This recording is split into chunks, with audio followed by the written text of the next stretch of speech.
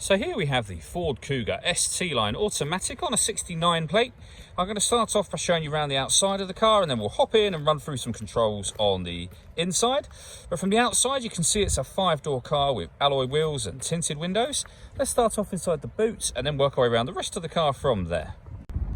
As we approach the back of the car, you can see we have reversing sensors, plenty of boot space as well, along with that 60/40 split folding rear seat, should you wish to increase this space even further. Okay, so we're just going to work our way back round to the front of the car, and then we'll hop in and run through some controls on the inside. But now that we've done a full circle of it, you can see it's in excellent condition the whole way round. Just briefly before we climb in, I think it's well worth seeing the interior from this exterior point of view. There's plenty to run through on the dashboard, so let's hop in and we'll do that now. Okay, now that we're inside the car, we're going to start with the dials. On the left-hand side, we have the rev counter, and on the right-hand side, we have the speedometer. In the middle at the bottom, we have the fuel gauge and coolant temperature gauges, and above that, a digital readout for the speedometer. You can see just below the readout for the speedometer, it will show you what gear this car is currently in. And to the left-hand side of that, the total miles for the car, which are 6,577.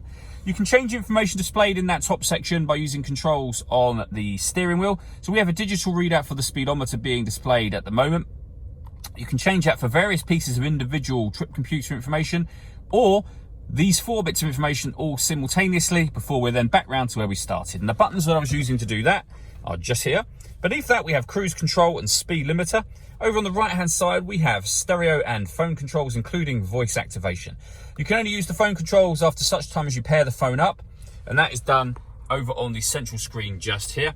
Before we come back to that, in terms of ways that you can listen to your music in this car, we have AM, FM and DAB radio, a CD player, and Bluetooth audio as well, so you can stream your music wirelessly once you pair your phone. If we come back to the main menu just here, in terms of pairing the phone itself, just hit that box and then hit add phone. Search for your vehicle on your device and select it once it is found. And then follow the instructions from there. You will have noticed, I'm sure, this car has got satellite navigation. There's a full video that shows how that works on both our website and also on our YouTube channel as well. Working our way down, we have the main volume for the stereo. We then have the dual zone climate control. So you can adjust the passenger temperature, the driver temperature. You can increase and decrease the fan speed. You can determine what direction you like the air to be distributed in. When you're happy with those settings, this button turns the air conditioning on and of course off again should you wish to do that.